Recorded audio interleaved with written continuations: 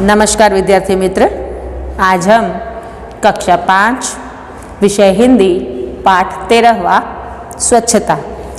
तो बच्चों, स्वच्छता हमारे जीवन में बहुत ही उपयोगी चीज़ जिसे हम कहते हैं कि अगर हमारे जीवन में स्वच्छता नहीं है, स्वच्छता का और हमारे स्वास्थ्य का बहुत ही घनिष्ठ संबंध है कि स्वच्छता अगर हमारे साथ जुड़ी हुई नहीं है तो हम बीमारियों से घिरे हुए रहते हैं।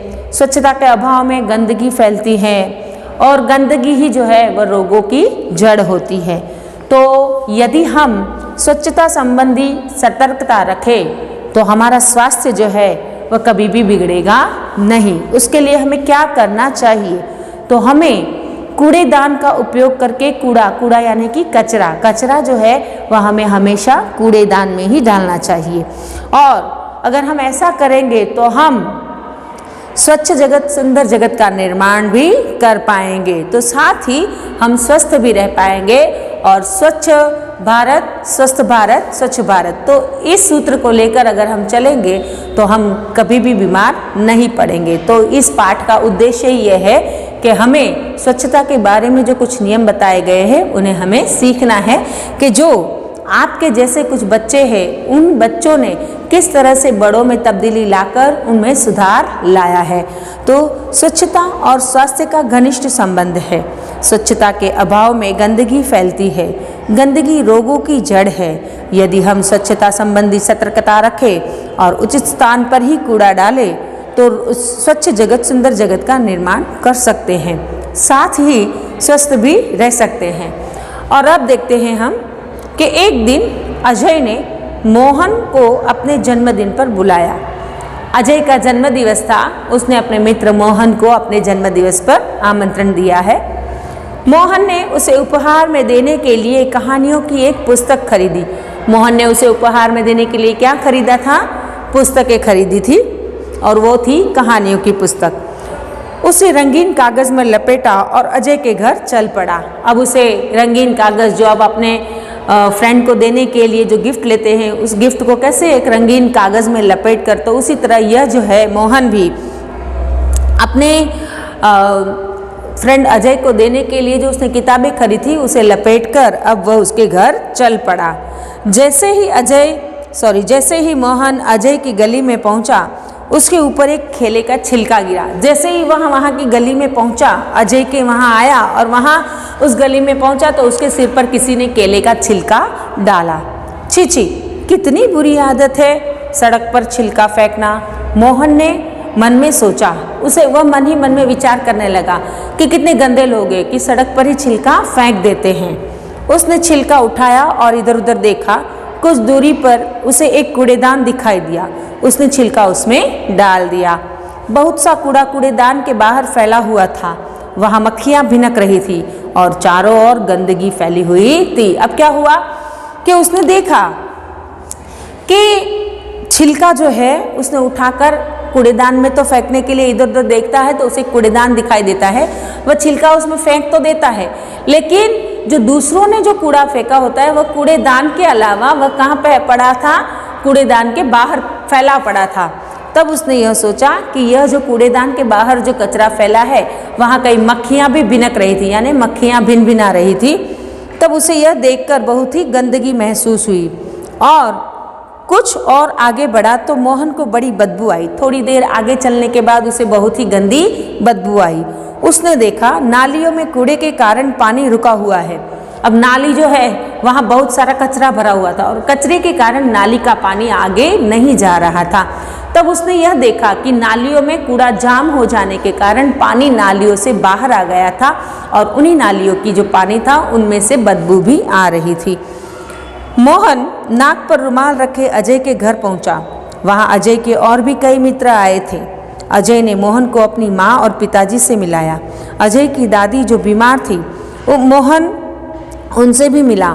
मेज़ पर खाने की चीज़ें रखी थी जिन पर बार बार मक्खियाँ आ जाती थी। मोहन ने अजय से कहा, अजय, तुम्हारे मोहल्ले में इतनी गंदगी क्यों है? क्या नगर पालिका इसे साफ नहीं कराती?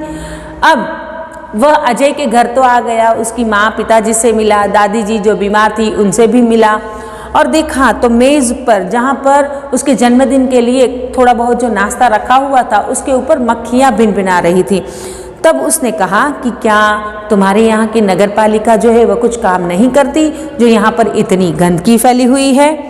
तब अजय की माताजी ने कहा, बेटा नगर पालिका की गाड़ी यहाँ आया करती है, जगह जगह कूड़ेदान भी है, पर कुछ लोग उनमें कूड़ा नहीं डालते।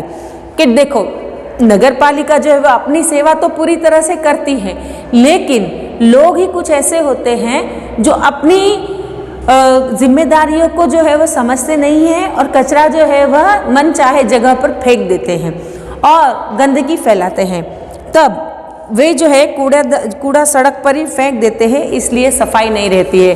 कि नगर पालिका के लोग आकर जगह जगह कूड़ेदान तो रख कर जाते हैं, लेकिन ये जो लोग हैं वह लोग ही अपनी जिम्मेदारियों को भूलकर जहाँ तहाँ कचरा फेंक देते हैं और गंदगी फैलाते हैं। दूसरे दिन पाठशाला में मोहन ने अपने अध्यापक को यह बात बताई। अध्यापक ने कहा, तुम ठीक कहते हो मोहन, गंदगी बहुत से रोगों की जड़ है। नगर पालिका का काम नगर को स्वच्छ रखना तो है, पर हमें भी नगर पालिका की सहायता करनी चाहिए। चलो एक दिन हम सब अजय के मोहल्ले में चले और स्वयं सफाई का कार्यक्रम प्रारंभ करें। तब यह जो बात है मोहन ने दूसरे दिन पाठशाला जाकर अपने अध्यापक को बताई। तब अध्यापक ने क्या कहा कि हाँ, तुम तो यह ठीक कहते हो। तब हम जो है एक काम करते हैं कि सारी ये जो गंदगी है वही सारे रोगों की जड़ है। तो हम अजय के मोहल्ले में जाएंगे और वहाँ जाकर हम और कुछ बच्चे जो है वह जाएंगे और वहाँ जाकर सफाई प्रारंभ कर देंगे। रविवार के दिन सभी अजय के मोहल्ले में गए। सबके हाथ में एक टोकरी और झाड़ू थी। सड़क पर झाड़ू लगाकर उन्होंने कूड़ा इकट्ठा किया, नालियों की सफाई की और पानी के लिए रास्ता भी बनाया। देखो, अब ये पाठशाला के बच्चे, उनके अध्यापक जो है वे सभी मिलकर अजय के मोहल्ले में जाते हैं। वहाँ जाकर वे साफ सफाई करते हैं, नालियों में से गंदगी हटाकर पानी को जाने के लिए रास्ता भी बनाते हैं। और यह रास्ता बन जाने के बाद सारा पानी जो है वह अपने आप से आगे बढ़ने लगा। उनमें मच्छर मक्खी मारने वाली दवा भी डाली। कूड़ेदान पर ढक्कन रखा। वहाँ नगर पालिका ने जो कूड़ेदान रखे थे उन पर उन्होंने ढक्कन लगा दिया। मोहल्ले में रहने वाले सभी लोग बाहर निकल आए और उन्हें देखने लगे। बच्चों में बहुत उत्साह था। देखते ही देखते पूरा मोहल्ला स्वच्छ हो गया। अध्यापक ने लोगों को समझाया कि वे घर का कूड़ा कूड़ेदान में ही डालें, वे घर के आसपास सफाई रखें, क्योंकि गंदगी से रोग फैलते हैं। अब बच्चों को यह सारा काम करते हुए देख जो मोहल्ले में रहने वाले लोग थे उन्हें शर्म आती है और वे बाहर आ जाते हैं। और अध्यापक ने उन सभी को समझाते हुए यह कहा कि देखिए कि आप सारा कचरा जो है वह कूड़ेदान में ही डालिए, क्योंकि कूड़ा ही जो है वह बहुत से रोगों की जड़ है। उन्होंने कहा, मेरी पाठशाला के बालक सप्ताह में आएंगे और आपके मोहल्ले में साफ सफाई करेंगे, आप भी इस काम में इनकी सहायता करेंगे। तब उन्होंने क्या कहा, ऐसे नहीं, उन्हें डांटते हुए या धमकाते हुए अगर अध्यापक कहते तो वे गुस्सा होते, लेकिन बहुत ही समझाते हुए प्यार से कहा कि भाई देखिए कि हमारे यह जो बच्चे हैं वह सप्ताह में एक बार यहाँ पर आएंगे और आपके मोहल्ले की साफ सफाई करेंगे, तो आप भी इन लोगों की सहायता करें। एक व्यक्ति ने आगे बढ़कर कहा, नहीं नहीं, इन बच्चों को आने की कोई आवश्यकता नहीं है, हम लोग स्वयं ही अपने मोहल्ले को स्वच्छ रखेंगे, अब आप इसे हमेशा साफ सुथरा ही पाएंगे। अब इन लोगों को शर्म आ जाती है, क्यों कि यह छोटे छोटे बच्चे होकर अगर इन्हें यह ख्याल है कि गंदगी से रोग फैलते हैं, तो हम बड़े होकर क्यों कचरा फेंकें, क्यों हम गंदगी फैलाएं और हमारी फेंकी हुई गंदगी हम बच्चों से क्यों साफ करवाएं। तो यह सब सोचते हुए उन्होंने कहा कि बच्चों को आने की कोई ज़रूरत नहीं है, अब हमारे मोहल्ले की जो साफ सफाई है वह हम खुद ही करेंगे।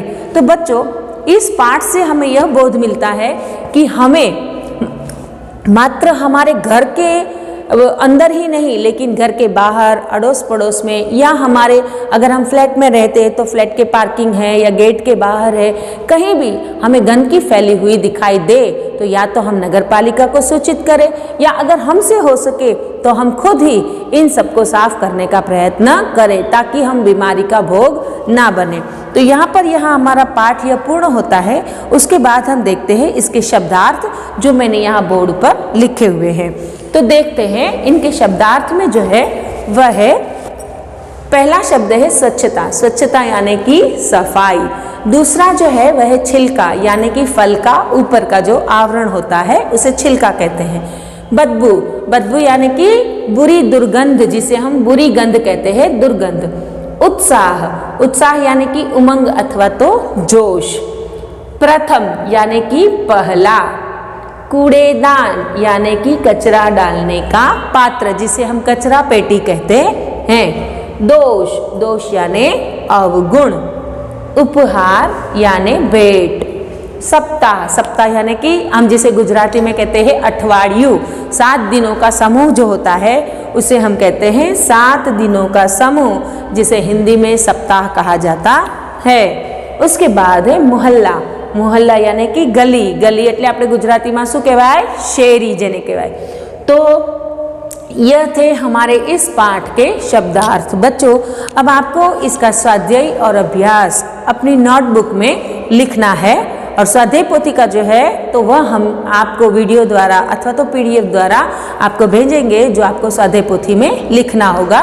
तो यहाँ पर इस पाठ की समाप्ति करते हुए जय हिंद, जय भारत।